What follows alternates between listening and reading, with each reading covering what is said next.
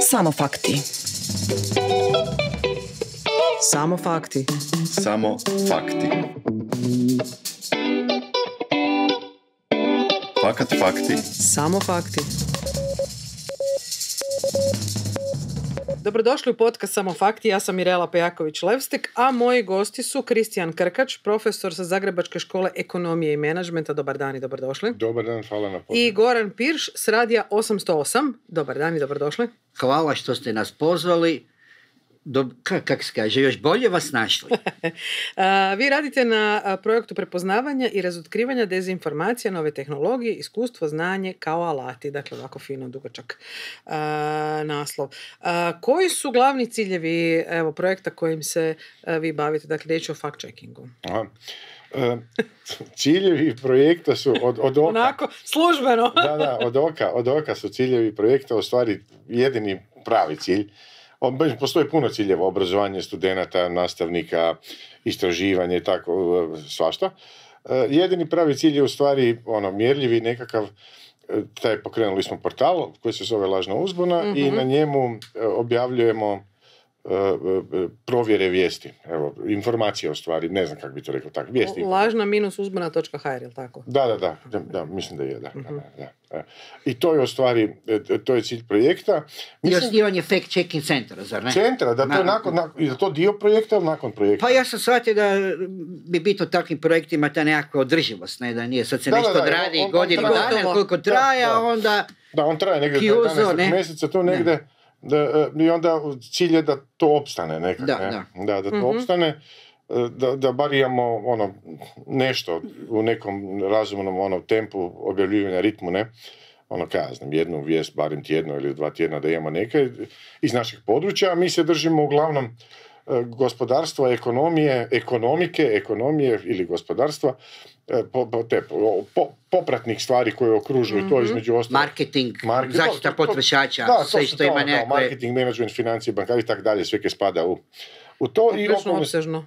Da, i poslovna etika, to okolo koje ima, ICT recimo, tu ima puno stvari, mi smo sad u tome dosta, gore na faksu, tako da... Evo, to je otprilike nekakav cilj. Tko je još na projektu, dakle, osim vas i Radija 808? Srednja HR i Tehničko veleučilište u Zagrebu. Odnosno, Tehničko veleučilište Zagreb. Dakle, to su glavni partneri, a zapravo mislim cijeli projekt na neki način je pod kapom AEM-a, Agencije za elektroničke medije. Oni imaju svaka od tih subjekata ima neku svoju podstranicu. Tako, AEM ima točno tako.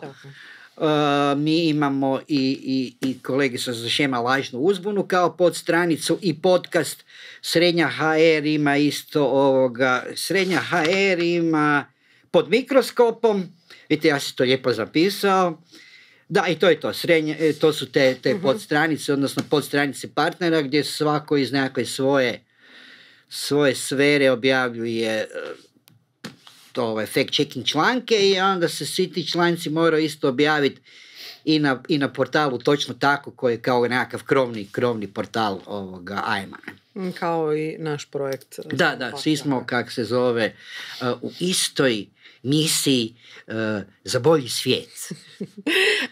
Evo sad, onako, jako službeno zvuči, ali koje su ključne aktivnosti koje će se provoditi u sklopu projekta? Rekli ste neke teme kojima se bavite.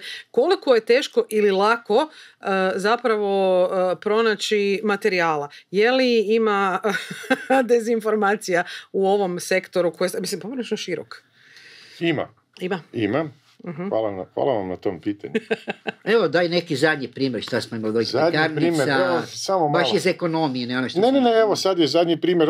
Meni su, dakle, studenti rade vježbu na kritičkom mišljenju koje sad imam na prvoj godini i rade razne vježbe i dvoje su se javili da bi nešto istražili, zato kaj oboje su bivši sportaši i radili su provjeru toga, našli su jako puno, detoks sokovi. Dakle, to je lažno oglašavanje. I sad su oni to išli istraživati i pitati stručnjake s kojima su surađivali dok su se valjda bavili sa sportom i tak. I jako dobar tekst su napravili, malo podulji, skoro 3 stranice, detaljan, medicinski i tak. Recimo, to je primjer lažnog oglašavanja. Zato jer ti sokovi u pravilu, koliko sam ja vidio, klinički, to je medicinski, imaju uglavnom proizvode kratkoročno gubitak kila. To proizvode. I pomažu malo toj detoksikaciji, kako se to zove, ali to tijelo samo radi, dakle to nije presudno. A tu se često navodi hrpa, cijeli niz stvari koje ti sokovi rade i onda to je u stvari lažni oglas i ljudi onda imaju neku nadu da će, ne znam, opće zdravstveno stanje biti bolje, ovo neće. I tako, evo, to je recimo jedan primjer. Inače, primjera imamo koje radimo iz svih područja, dakle ja bih rekao ovako, i što se tiče ekonomike kao znanosti i ekonomike kao prakse. Ne? U znanosti ih ima dosta, ali to nije toliko možda javnosti zanimljivo. Recimo primjerice kad se objavi nekakav podatak, bila je rasprava oko toga skoro 2 tjedna, kolika je inflacija u Hrvatskoj. Ne, to je nešto što je mjerljivo, to se stvarno spominje i u publikacijama i izjavljuje se da je 3,5, da je 5, da je ovo, da je 4, da je levo, desno. Postoje jasni, iako postoje vrste, kad se izračunava inflacija, stvarno postoje razne vrste, jasna je statistika Eurostata i Europske komisije. Tu nema oko toga. Mi imamo inflaciju 5% točka. Brojke su brojke. To je tak, ne? Mislim, a onda se veli da, ali to je prvih mjesec, 2, ne znam, to se predviđanje za kvartal, do kraja godine, sad je nova priča, do kraja godine će biti 3,5, dakle padat će, ne znam kako će padat, nije mi jasno kako će padat, ne? Evo takve stvari, onda primjerice, dakle iz područja menadžmenta, klasično, marketinga i svih podpodručja. Na primjer, u marketingu mogu biti evo, to je možda živopisno ljudima, kaj ja znam, proizvod. Ne, evo, recimo, informacija koja je dugo, ovi studenti svake godine rade barem jednu vježbu na poslovnoj etici iz toga. Mnoge firme su u zadnjih 5-6 godina od korone u stvari promijenile, neke i prije, promijenile su taktiku, stavljaju u istu ambalažu manju gramažu. I napišu. Čak zvuči kao dobar slogan. Da. Ista ambalaža, manja gramaža. Još malo pa nestalo, navalite. Vidiš, koncentriram se. Jesam. Odmah mi moj marketing mozak. I napišu oni dole, recimo, nije 500 grama tjestenine, nego 400. To, da. Ali sama volumen, kak da velim, ambalaže je obmanjujući. Jer je kutija ista kak je bila za 500. To je njima jeftinije. Oni sad moraju cijeli stroj, sve štela da rade manje kutije, ne znam kaj, levo, desno, pakiranja, to su troškovi. To je primjeri čokolade i kave, recimo. S njima je čak, s njima je to je sličan je primjer, ali tu ima i drugih stvari. Udio, recimo, to više nije sam ambalaža, nego sastav proizvoda. Pa onda, recimo, udio masnoća, kaka, šećera i tako da omjeri ti. Tu ima i Evropska unija je tu istraživala svašta, tu ima sa tih... To ti kao je moj stari vic kad muj otvori konzervu ribica, ne? A unutra? Ja unutra samo papirić i piše vraćamo se odmah. To je takva prevara, ne? Pa ima, da velim, evo to onda recimo cijene, ova sniženja, to je sad toga ima brdo, lažna sniženja, ova sniženja, Kako su to lažna sniženja? Lažna sniženja su vrlo jednostavna, dakle, evo, ispred mene, samo da opišemo, ispred mene je čaša vode i sad recimo da ta čaša košta 20 centi, ne znam gdje, u nekom prodajnom centru, na veliko, ta čaša toliko košta i sad to je njezina cijena. Mislim, to je cijena nabave koju sam ja platio nekom dobavljaču, on mi je dao neko sniženje, to je već sniženje koje ja dobivam na broj koji kupujem. I jest ona dolazi, oni meni dostavljaju moj dućan i sad 20, ja ne trebam nešto zaraditi, ne gledam si koji su mi troškovi u tom dućanu, levo, desno, i ja velim 30 centi, nije bitno, 30 centi. Ja polako podižem tu cijenu opravdavajući to troškovima održavanja energije, plaća, sve raste pa ja moram dići cijenu da se pokrijem da imam. A u jednom trenutku ja malo prekrdašim, pa ona dođe do 50 centi, dođe dakle 3,5 kune. Ne? I onda dođe i sad u jednom trenutku ja velim, veliko sniženje čaša, stavim na onaj letak i velim samo 45 centi. Nevjerojatno sniženje za ali oni se neki put dignu cijenu, ne? Da. Pa i onda spuste pa dođe. A to se može uspoređivati, to se točno vidi ako se prati. Mislim, to ide toliko daleko da možete izvući iz one plastičnog držača cijene u dućanu, oni često to ne miču, jer poslije vraćaju pa neće bacat, ne? Trebali ponovno tiskat. Onda izvučete, vidite ispod kolika je, ne? To Ili ona, recimo, sad je to malo regulirano, kad je opće sniženje rasprodaje kad se malo je to regulirano, ali još uvijek se i tu se isto vara. Dakle, to je recimo, dakle, može biti cijena, može biti velim oglašavanje, to je svima isto onak jasno, jer vidite oglase, televizijske reklame, radijske, ne znam, te letke i svašta, ne, pa onda tu ima muljaže, to je... Pa ti razni čudesni preparati, ne? To neću ni govoriti, ne? To je nevjerojatno. Krema koja oblažava bolove išijas, ne, i onda bakice na Facebooku ne znaju kaj bi i vide 10 eura, a ima penziju 300, ne znam, 500, ne, i onda si ona naruči. Onda si ona to naruči, ona dobi kremu koja je od putra, i nije od putra, nego od masti svinjske, kaj ja znam kaj je unutra, neke bez veze, i ona se s tim maže i uvjerena je da je čak pomaže, ne. Placebo, ne? Da, placebo, ne. I u stvari i to se reklamira, oglašava, toga ima brdo po internetu. Pa ima i tih nekakvih tečajeva stranih jezika za 5 minuta, nešto, kao hipnopedija, nešto, onak. Da, možeš misliti. Da. Finski za 5 minuta. Mađarski recimo za 15, ne? To je genijalno. Kineski u minutu. Taj mi je najdraži. Da. Koje kriterije i metode koristite za provjeru točnosti informacija? Metode su toliko rigorozne da ih ja ne bi sada javnosti objašnjavao. I dio je tajan, jer su to super tajna istraživanja, ne šalim se. Metode su, ja sam navodno sam humanistički neki znanstvenik, humanist, kako se to zove, mislim po struci filozof, ne. Ali sam naučio kod svog pokojnog mentora jako strogo to raditi. Dakle, nema tu hoću neću, to se mora, kvantitativne stvari se moraju provjeriti do promil, a kvalitativne, također postoje, ljudi ne znaju da postoje kvalitativne metode istraživanja, ne samo da se tiču pogrešnih grešaka u razmišljanju, u govoru, namjernih, slučajnih i tako dalje, od logičkih, retoričkih i tako dalje, nego mogu biti i često pogrešni opisi, definicije stvari, kriteriji, interpretacije. Da. Postoje pravila kako se to radi, dakle to nije to baš onak šlampavo kako ljudi misle, tako da to su nekakve metode, standardne, znanstvene. Da, imamo i dezinformacije i misinformacije, dakle nije sve u nekakvih teorije zavre, podnicama trolova, nekakve informacije koje se plasiraju, nek ljudi jednostavno ko pokvareni telefon, neki put prenose samo informacije, a danas ne živimo u svijetu kad je svak svoj publisher, ne? Svako može objaviti nešto na svojim profilu na društvenim mrežama i onda i to isto neki način može postati To je bilo moje sljedeće pitanje. Koliko su društvene mreže pridonijele širenju dezinformacija, misinformacija, lažnih činjenica, neću reći alternativnih jer neki vole reći da su alternativne, ali činjenica nije ovoga. Da, činjenica, da. Koliko su zapravo one pridonijele tome da se danas nalazimo u tom kotlu svega i svačega? Pa ja mislim zapravo da su na neki način, da je to glavni bazen dezinformacija, ne? Evo, tu sam si zapisao, to volim citirati, ne? To je izjavio svojedobno Eric Schmidt, on je bio CEO Google-a, ne? Dakle, kaže, ajmo reći čovjek iz faha, nešto je, stručanje, bomo rekli, ne? Veli onako, svaka 2 dana proizvedemo onoliko informacija koliko smo proizveli od osvita civilizacije do 2003. godine. To je otprilike 5 egzabajta, odnosno milijardu gigabajta podataka. Dakle, kaže svaka 3 dana da toliko proizvedemo, ne?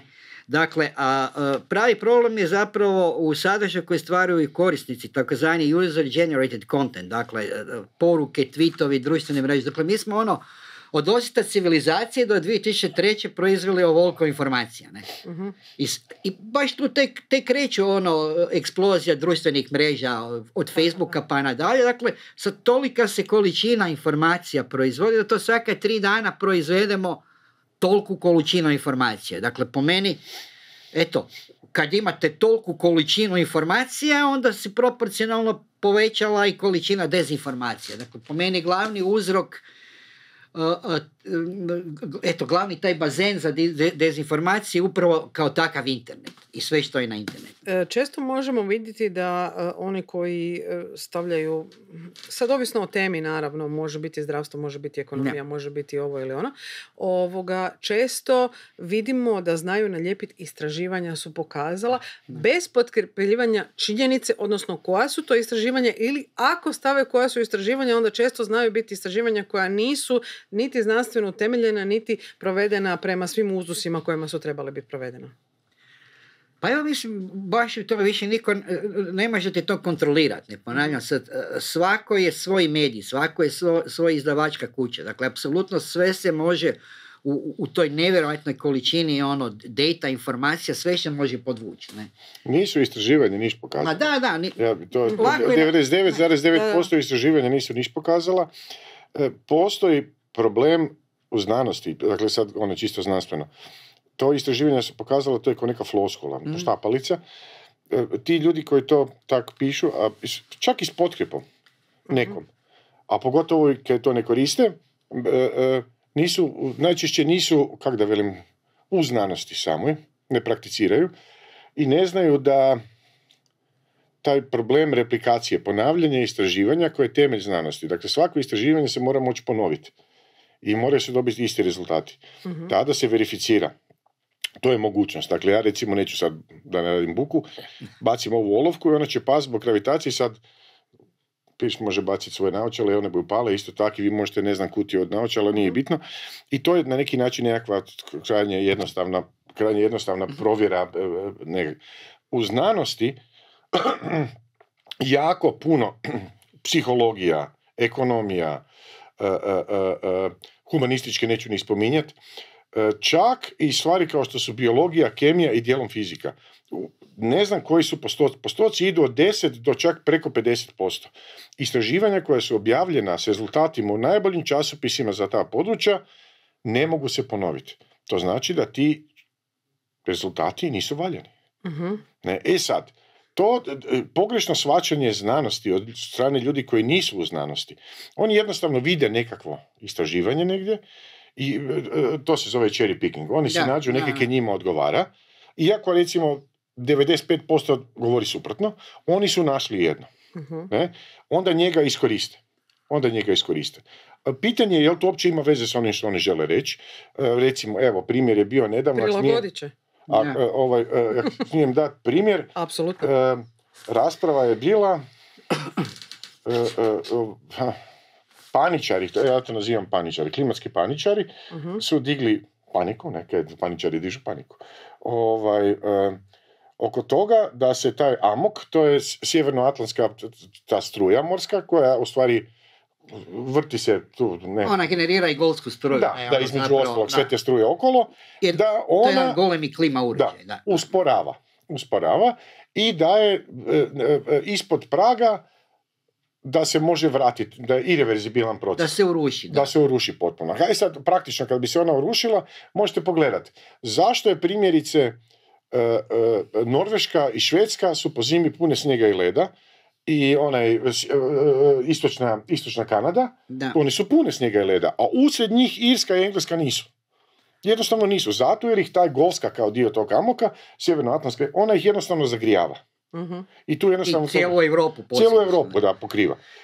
I onda dakle, prosto je taj paradoks da se to zaista desi, dakle, zbog klimatskih promjena, odnosno globalnog zagrijavanja, dobili bi ledeno doba u Europi. Ne? I sad ljudi su to preuzeli, naravno u članku piše, ja sam si dal trudat kad sam vidio, rekao ne, to ne može biti točno, čisto sam slutilo, postavio sam pa rekao idem provjeriti.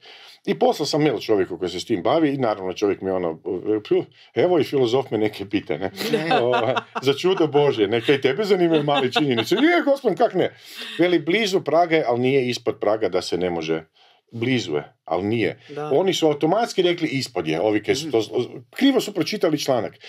Meni je trebalo objašnjenje od čovjeka koji je klimatolog u Hrvatskoj, meteorolog i klimatolog, da ja razmijem kaj piše unutra u članku. To je prestručno za mene. Ne. Ali mi je čovjek pojasnio, onda je rekao, dakle, to je bila primjer lažne vijesti, zloupotrebe točnog istraživanja, jednostavno, a naravno uvijek ćete naći, o tome smo objavili, mislim da sam ja napisali prvu vijest, na kojoj... par, da. On ima svoje sulude teorije o globalnom zahlađenju i tako dalje, koje u stvari de facto ni nisu pogrešne, jer nama stvarno navodno slijedi globalno zahlađenje za, ne znam, 50,000 godina. Pa, znamo se da smo u takozvanom interglacijalnom periodu. Između dvije... Da. A sad... Ali do tada, do tih 50,000 godina, mi možemo de facto dovesti zemlju u stanje da toga neće biti za 50,000, kaj god radili, ne, prevelika bu temperatura. Dakle, takvi ljudi dobivaju prostor. Pa to, ali zanimljivo da se taj dio 50,000 godina makne, nego ispada da će se to dogoditi za 5 godina. Da, to niko ne pita. To je jednostavno, vidiš kak nije, ne. A to je opet teorija kaosa, ne, dakle, tu je teško iz znanosti doći do točne predikcije, znate, amok se gasi u tog dana kao toliko i toliko sati, ne, dakle, ne znam. Dođe neko isključi, ne. Vidimo da neke predikcije oko klimatskih promjena, da se ne ulazimo u tu znanost, često i znanosti se kaže, nešto smo mislili, situacija je rubna. Brže deteriorira nego što smo planirali, ne? Da. Ubrzavaju. Mislim, evo recimo činjenice da mi, to je ovaj napisalo. Kako se zove neki Microsoft, Bill Gates. U nekoj knjizi, on je objavio knjigu o klimatskim promjenama i rekli da je sve to jako opasno. Dobro, sad odustao od toga. Da, sad je odustalo, objavili knjigu i kad je objavio knjigu, ja sam mu napisao, čuj stari, daj se nemoj pačeti u stvari koje ne razmiš i reci si ghostwriterima da provjere kaj pišu. A kaj je on ovoga... Dakle, on je rekao da se mi možemo boriti protiv klimatskih promjena. 95%, 98% je konsenzus da se klimatske promjene događaju, dakle klimatolozi, meteorolozi, svi koji su baš unutar te struke, ne recimo molekularni biolog, ne znam ništa o tome. Ne znam ni ja, ne. Još manje od nego on. Manje od toga, 95% tih stručnjaka veli ne možemo se, treba odustati od borbe protiv klimatskih promjena. To je jako zanimljivo. Mi možemo samo umanjivati posljedice negativne. Dakle, besmisleno je trošiti sredstva kojih nema puno, da bismo mi sad, ne znam, smanjili staklenički. Ne bomo mi ni smanjili. Situacija je takva da mi ne možemo u dogledno vrijeme u našoj generaciji ili sljedećoj smanjiti to. Mi možemo malo to usporavati i boriti se protiv poplave u Belgiji i Njemačkoj, požari u Kaliforniji, ne znam, Španjolskoj, Grčkoj. To su posljedice. Mi moramo graditi sustave koji će nas zaštititi, kao što je Venecija, Amsterdam su napravili one brane. Gledao sam dokumentarac nedavno nakon Katrine dole, Luizijana, ne znam koliko, 20-30 km, nekakav sustav brana s nekim otvorima za brodove i tako dalje. To je napravljeno sad tako da može istrpiti 1000-godišnju magnitudu takvog nevremena. To znači 3 Katrine kad bi došle, ta brana bi sad to zaustavila. To znači da oni se bore protiv tih negativnih učinaka. Ne? Da, onda recimo to pokupe ove nekakve političke opcije kao Trumpova baby drill, ne? Dakle, kaj sad ne možemo zaustaviti, nego peri deri, što je dobro za ekonomiju, ukinu regulaciju, buši naftu, ne, autoindustrija će od toga profitirati, dakle u tom smislu neki koriste nekakve takve zapravo momente za neke politike. Da, ali tu se činjenice, neću reći ogole, nego se koriste u potpuno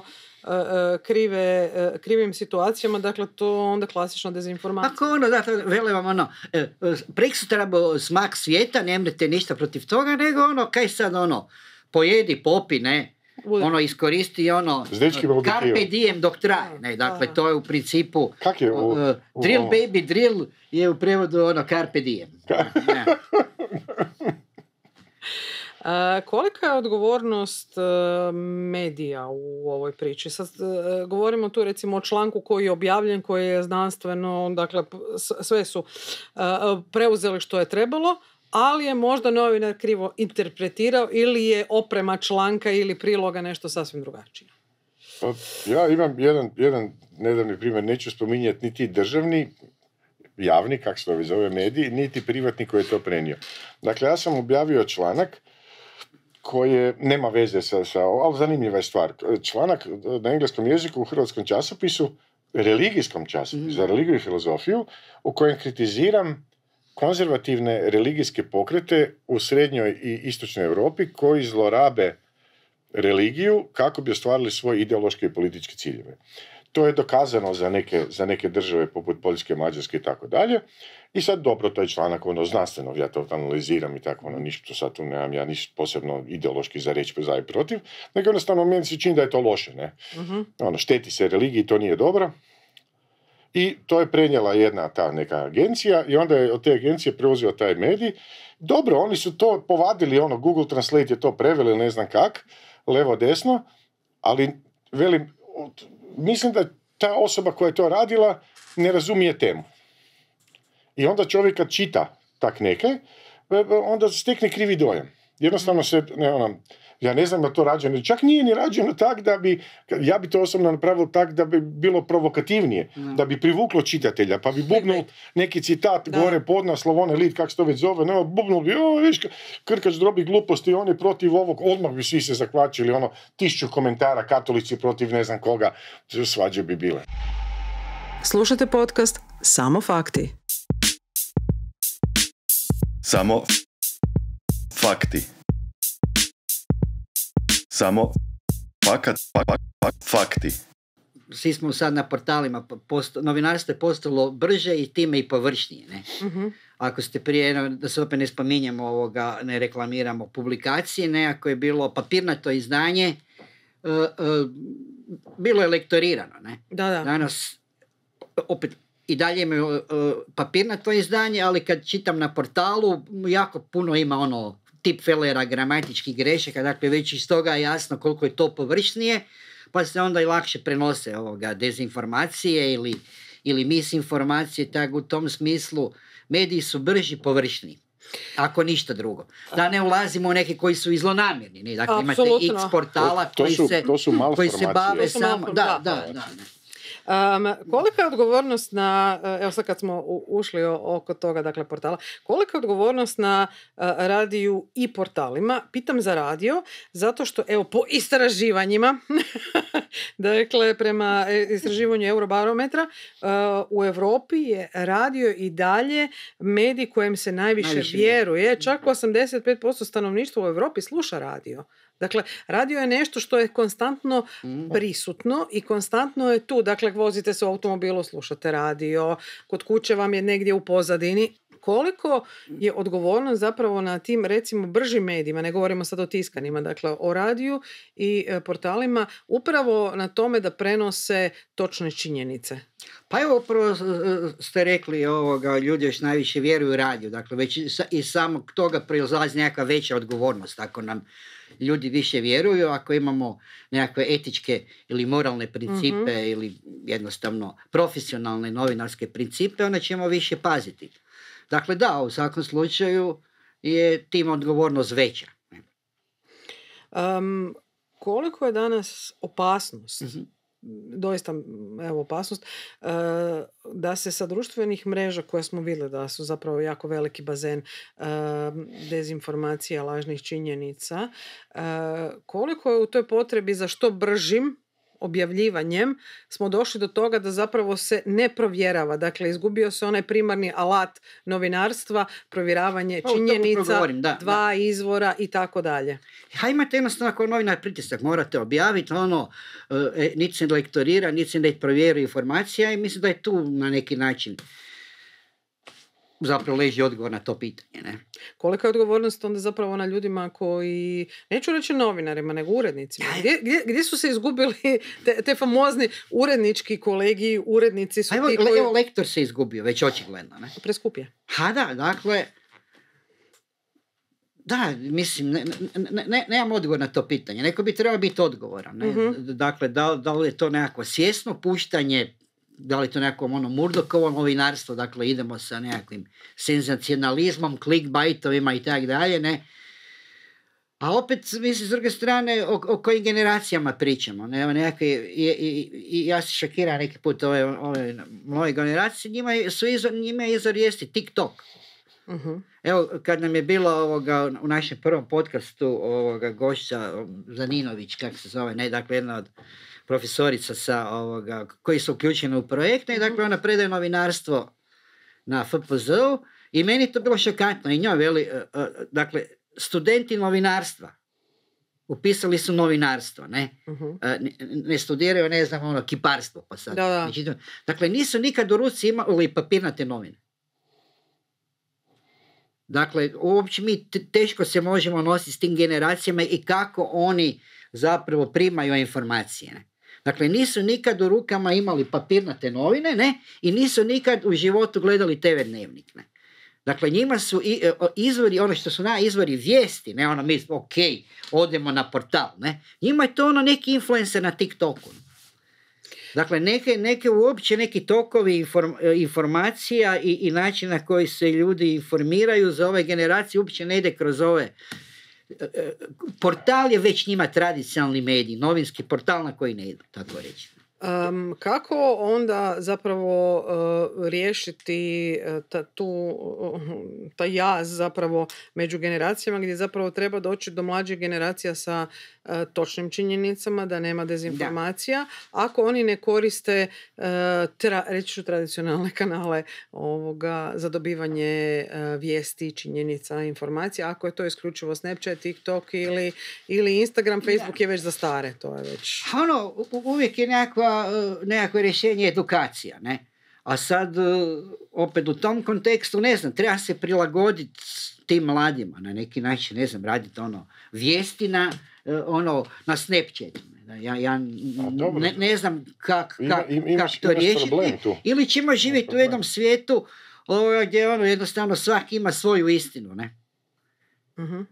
Ali isto tako se kaže da zapravo ti sadržaji koje mladi gledaju, to je scrollanje, 20 sekundi je već jako puno. Kako onda zapravo u 20 sekundi reći nešto, neko recimo istraživanje koje doista nekome znači nešto, u 20 sekundi teško to ide? Ne znam, dakle živjet ćemo, već sad kažemo da živimo u post-truth society, možemo živjeti na neki način u post-informacijskom društvu. Mislim, da čekaj malo, se sjećaš ti Papirusa? Papirus je onaj iz Mogovaca koji je stari papir. A mislim da me pitaš da li se sjećam kad smo pisali na Papirus. Ne.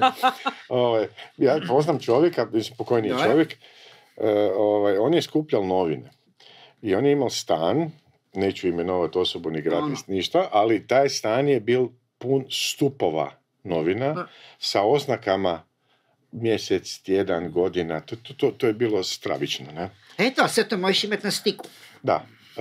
A s druge strane, vratilo bi se malo unatrag, ako smijem, nisam 100% siguran da su, optužuju se internet, društvene mreže, pogotovo društvene mreže, pogotovo te koje mladi koriste danas, koje su u stvari kaj filmići, neke fotkice, ja ne znam, ja nemam to, ne znam kaj je Instagram, tak neke, vidim da je neke čudno. Pokušao sam ja to sebe ulogirati, nemam kaj staviti gore, kaj gledam kaj drugi stavljaju, pa to je, neću nikak vređati, ali to je razina ameba, ne. Nema ni, ima citoplazmu, ali nema ovojnicu, nema ni trepetljike, nije ni papučice, neki ameba, ne. Ne znam kaj bi ja trebao s tom slikicom od 2 sekunde, 3, neki filmić, ne znam. Ali nisam siguran da su društvene mreže uzrok. Nisam rekao da su one uzrok, nego... One su pojačale neke koje je postojalo. Mislim, mi smo to uvezli iz Amerike, Europa je to uvezla iz Amerike. Amerika je prije 30-40 godina imala konvencije, neću reći ravnozemljaša, ali nije daleko od toga.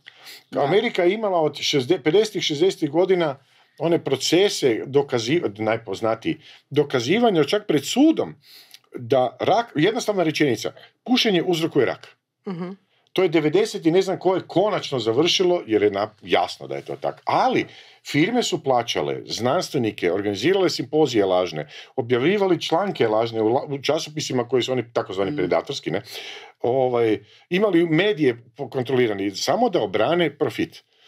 Dakle, to je poslovalo i prije, tad nije bilo Facebooka, nije bilo... Sve dolazi iz Amerike, to se ja slažem. Kao je na predstavlja jedne knjige potvrge za vanzemaljcima, dakle znanstvene, ne ovo, leteći tanjuri i tako dalje, ne. Pa mi je prevoditelj bio gost na radiju, pa sam se to našalio, otkud dolaze izvanzemaljci. Iz Amerike. Ne? Sve što mi za uvijek dolaze izvanzemaljci iz Amerike. Globus, kak se vanzemaljci vide izvanzemljaci, ne? Kako oni vide zemlju? Da. Samo SAD, ostalo ocean. Uopće zake bi sletilo dakle, u Hrvatsku. sve te teorije, zavjere... Ali bili su, kod nas su bili... Sve dolazi iz Amerike. Prije 40 let je bilo neke na Paviju, negdje su zletili nekakvi leteći tanjuri. Ali te priče, opet kreće iz Amerike. A to ima smisla. Dakle, uvijek je to... Pak izgleda ko Mars, imate, to je primamljivo, oni vole takve. Isto kao što sam... Krajobraze, kako ste lepo veli. Nastavno na tu temu sam neki dan mislio, vi zašto izvanzemaljci jako rijetko ili nikad ne slijeću Hrvatsku. Zato jer je birokracija spora i neučinkovita, a papirologija komplicirana. No dobro. Da. To su lažeći. To su lažeći. Nisu sleteli. Ne. Dakle, da, evo, sve dezinformacije, zapravo sve teorije zavere, cijela industrija, jedna niša ovih ravnozemljaša, ne, dakle, sve to dolazi, sve to zapravo dolazi iz Amerike, ne. To je jedna ekonomska niša, ne. Evo, ajmo pričati to, recimo, o ravnozemljašima, ne. Oni imaju svoj sajt, oni imaju svoje konferencije. Dakle, tu se vrti nekakva lova, ne? Pa i ovdje imamo u znanstvenom programu javnog servisa emisiju Na rubu znanosti, koji nije u zabavnom programu, nego i u znanstvenom. Dakle, oko toga postoji neka ekonomija. Da. Dakle, mi se možemo baviti plasiranjem dezinformacija, odaberemo nišu i oko toga možemo razviti jedan ekonomski model. Dakle, zarada. Da. Dobro, vratimo se malo na sami projekt. Na koji način studenti sudjeluju u projektu? Koji je njihov zadatak? Što rade? Studenti sudjeluju tako da slušaju, kao što student kaže. Student ima slušati i raditi kaj mu se veli. Ne, šalim se. Studenti imaju razne prezentacije, ne samo projekta, nego i radionice koje moraju odslušati, tako da se i oni informiraju o tome i na raznim kolegijima koji su manje ili više blisko povezani. Tako sam ja primjerice držao u sklopu kritičkog mišljenja, jedan dio o provjeri činjenice, iako ja to inače radim, jer oni moraju takve vježbe raditi, provjeravati izvore, onda im ja velim, ajde sad 5 izvora, ajde 10, ajde 15, ajde 20. Dok su bila 2, bilo je 50-50, jedan za, jedan protiv, recimo. Ajmo sad probati na 5, ajmo probati na 15, ajmo otići na ovaj sajt gdje su znanstveni scholari, znanstveni članci ili nešto, knjige, pa tamo kliknuti pa vidjeti, a onda, ajde sad pratite kako ide za i protiv krivulja, kad se povećava broj izvora. Ne, nije stvar baš tak jasna. Dakle, sa puno i takve stvari. Onda recimo imamo za studente razne radionice, sad ćemo imati radionice, mislim, o medijskoj pismenosti, koja će isto biti vezana uz, meni ja mislim da uz poslovnu etiku na 4. godini i za još neke predmete, možda, ne znam, sad će biti na govorništvu ili imamo i to, jer to je blisko povezano. Hoće biti catering. Kako? Hoće biti catering. Kaj boš došla? Aha, da. Pa daj, bomo redili neki. Kolegi iz cateringa. Kolegi iz cateringa. To je neka Kate. Ko je to? Sad se me prekinuo, sad sam zaboravio više. Studenti se mogu uključiti tako da ako naprave neki tekst, dobro, prije kad ga naprave ne možemo odmah, ali mi njih možemo uključiti u sam projekt. Oni postaju članovi projektnog tima, a oni jednostavno naprave i dobiju naknadu za to, nije to. Oni stvarno to rade, ovaj moj primjer je jako kvalitetan i nije tu sad problem, problem je da se većina studenta upozna sa projektom, da zna što se, i oni koji žele ili su nadareni ili voljni ili sve zajedno, da se čak i uključe u sam projekt. To je, jer onda to nekak, to će ići dalje. To će ići dalje. To fakultet je generacijska stvar. To znači nije problem da se nešto pokrene, ne znam, da nešto nego je problem da se to prenosi iz generacije, da to svjetlo, da se predaje dalje. Da, štafeta. Štafeta znanja. Lampa, šibica. Mala šibica u mraku da se nosi dalje. Pa je. I onda neko ovi s 1. godine kad dođu na 4. oni već imaju možda 1 ili 2 na 3, na 2, na 1. To znači da imamo nekakvu grupu koja će to kontinuirano raditi, koja će možda i za portal i za taj centar objavljivati, a to meni se čini da je to ipak nekak. Koliko god ti veliš da je to borba protiv vjetrenjača, meni se čini da to je, ako niš drugo, ja tu vidim... Na kraju to sve na dobro izišlo, ali mislim da ćemo proći kroz nekakvu Katarzu. Katarzu. Da, A te da. katarze... Moguće.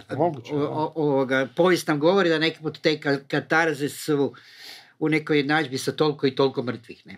Je.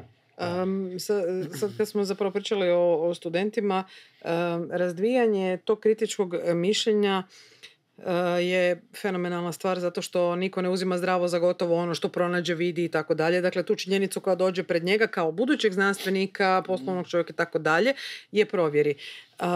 Je li kasno to na fakultetu ili se treba time početi baviti puno ranije? Sa svime kad bi radili sve sa kaj nam vele da radimo s malom decom od 2-3 godine, onda bi mala deca od 2-3 godine imali kritičko mišljenje, ne znam kaj sve, oni bi bili mali znanstvenici, imali kuhre, imali ovo, svi bi bili nek se dete igra, kaj ima dete sad tu neke, nek se izvoli ići u park, nateravat loptu, ak nije na mobitelu, ne?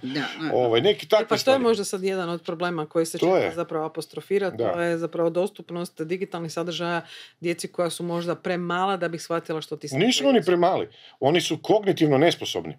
To je medicinska činjenica. On ne može u nekoj dobi... Ne, to je medicinska, ništa nije to uvijek, možda se neko vređa na to. Sva djeca, osim možda jednog manje od promila, jednostavno kognitivno nisu dovoljno razvijeni u toj dobi kad već mogu gledat po mobitelu. Kad oni mogu mami, tati uzeti mobitel pa neki kliknut pa gledat, ne ono scrollat, kako se to već veli. Dakle, ne mogu. A utječe, oni to primaju, kao što primaju, to je još gore, tu, recimo, kaj nauči pisati, čitati prvi, drugi, treći razred, već može se dopisivati, već može, nema, to je gotovo. Tako da nisam siguran da tu treba od malih nogu sve. Nek se djece igraju, kak veli jedan najboljih obrazovnih sustava na svijetu, ne znam, finski, singapurski, ovak neke. I to godinama već. Veli, profesor matematike u osnovnoj školi, dajte mi recite kaj je vaš cilj djeci prvi, drugi razred. Ne? Veli, moj glavni cilj u nastavi matematike je da djeca budu sretna. To stvarno piše. On mora djecu učiniti da budu sretni. A sad jel bo zbrajalo odaziva, pa bude već naučili. To mu nije, kod nas je glavni cilj kaj? Ne naučiti, idem u školu, idem u posebnu školu koja se zove gimnazija, a ona je u stvari tečaj, ubrzani tečaj za državnu maturu. To je škola. Škola je tečaj za državnu maturu. I onda imamo podatke, rezultate državne mature, onda dobijamo studente i tako dalje, i jedno provlači drugo. Nisam siguran, treba obrazovati ljude, ali treba ih ciljano i možda čak i nekak... Ja to svojim studentima volim reći... Prije škole imaš odgoj, pa je onda i odgoj bitan kako ćeš... A batina je iz raja izašla. Dobro sad to... To je sad zakonom zabranjeno. To je sad zakonom zabranjeno. Ja sam samo izjavil rečenicu, nisam rekao da treba koristiti batin. Nemoj me krivo citirati. Da. Ja sam ipak za ono klečanje na kuruzi. Ja možeš neka i povijest. A steraš učenika u kut? Ili to, da, ja ne znam kako ti kažnjavaš. 100 puta mi napiši, neću pričati pod satom. I onda dobi žuljeve. Rekao, kaj? Dobo si žuljeve? Pa to je normalno bilo nekad, ima žuljeve od olovke, ne? Da. Plasiranje lažnih informacija, dezinformacija, manipuliranje činjenicama danas su postali jedno od najsnažnijih oružja. Grozno je to reći, ali oružje. Dakle, to je postalo oružje. Zašto? Hoćeš ti... Ja sam sad neki... Malo filozofski. Mogu ja reći? Zašto je to postalo?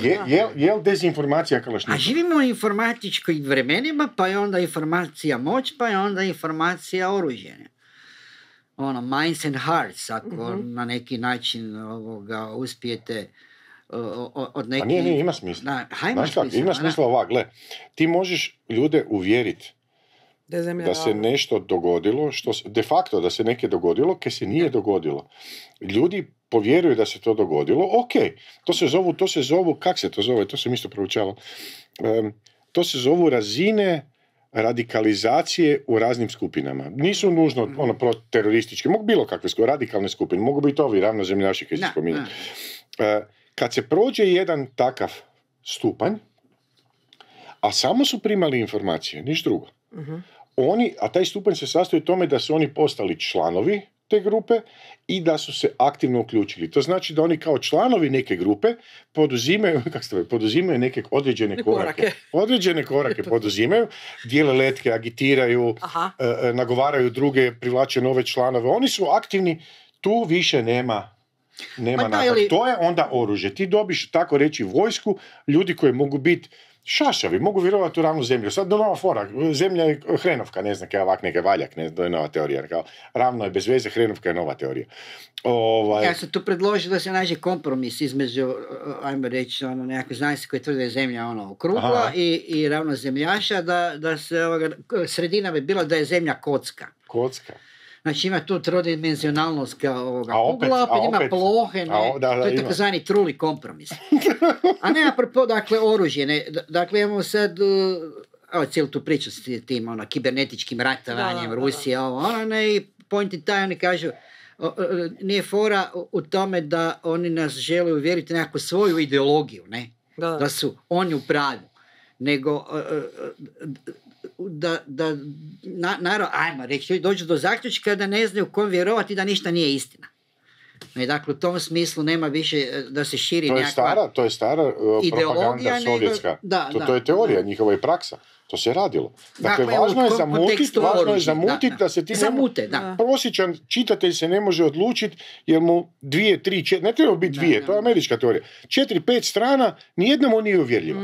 I on više ne, on veli ne znam. Čekaj, kaj ne znaš, pa tu su ti ovome činjenice, a tu su nekakve gluposti, ne? Kaj ne znaš, kaj ti jesi imao matematiku u školi, ne? Jesi imao hrvatski, ne kužim. Evo, zapravo pred kraj, zanimljivo je da kada fact-checkeri istraže određenu temu, pronađu izvore, pokažu da je zapravo to što je objavljeno nije točno, neću reći nije istina, nego nije točno, to se objavi i što onda? Dakle, vrlo malo ljudi će doista otići negdje na stranice, pogledati, aha, to je bilo tako, ne znam, ovaj svećenik u Irskoj je lažni svećenik, on uopće nije svećenik, nego ima svoju agendu oko toga i tako dalje. Kako zapravo onda doći do ljudi, jer nekako se smatra da fact-checkeri zapravo rade posao za nekoga. A ne znam, opet snaći se ovim vremenima, ne kao što danas ako imate neki brand, nešto ćete objaviti na svojoj web stranici, drugi format je za Facebook, treći format je za TikTok. Ne, dakle, u tom smislu diseminirati nekakve informacije, koristit će te razne medije, ne možemo izbeći te nove tehnologije. Ko da me se neko prije, ne znam, 100 godina govorio radio može, ali ovo televizija i to nećemo imitirati na televiziji, slika je bez veze. Ne? Neki su se bunili i protiv ovoga zvučnog filma, ne, da će uništiti tu umjetnost. Ne? I kasnije. Da, dakle, tehnikolor je pakao, samo crno-bijelo je dobro, ovo boje, to je koristiti ovoga, prilagoditi poruku medijima. Apsolutno. A moglo bi se neke napraviti tehnički. Mislim da je to Facebook imao, sad više nema. Na hrvatskom, recimo, barem, mi imamo malo društvo i tako, to nema puno ljudi, nema puno ničega. A ovdje nas je malo, kod nas samo usmenom porukom. Predaja. Rekla mi je, baka Štefa rekla je Dragici da ti veli da izvoliš kupiti. Eto, tako već vidim nema. Danas je baka Štefa rekla da je inflacija... Da nema inflacije, ne bi bilo ni svemir. Znaš kaj mi je palo na pamet? Ako neki od tih, ima dosta tih portala, svi su oni, rade ih razni fakulteti, institucije i to je dio tog projekta, Europska lova u igri i tak dalje. Ako oni opstanu, oni će pokrivati neka svoja područja, svi mi u stvari. Ja ne znam je li to moguće objediniti te rezultate, te članke i jednostavno kad se bilo gdje, da se jednostavno stavlja samo nekakva znakić se napravi, ne treba čak ni linkovi su dosadni, nego se stavi znakić recimo zeleno provjereno, kad ko hoće ne klikne na zeleno pa će mu ispast take, ne znam, razne stvari u vezi s tim su provjerene, s raznih portala objavljeni članci.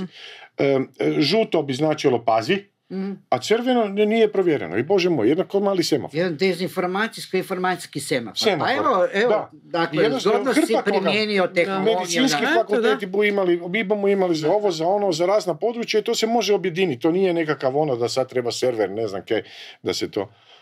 Uglavnom, eto, ja mislim da će... To mi je sad palo na pamet, kao možda je glupost, ne znam. Nije, ali nije loša ideja. Mala točkica da se vidi ono... Nije loša ideja. U patentni ured idemo na posao. Kaj sam htio reći, evo, mislim da će to biti jedno zanimljivo, ono klasika, živimo u zanimljivim vremenima, bit će zanimljiva ta nekakva bitka između dezinformacija i informacija i mislim da je rezultat na neki način neizvjestan, ali na kraju uvijek istina pobjeđuje. Apsolutno. Hvala vam puno na gostovanju, puno sreće s projektom i nastavkom projekta ovoga i dobar program na Radio 808 i dobri studenti. Meni se samo stvario da konačno sudjelujem u tvojoj emisiji. Hvala. Hvala vam puno na gostovanju. Hvala. Only dreams come true. Samo fakti. Samo fakti.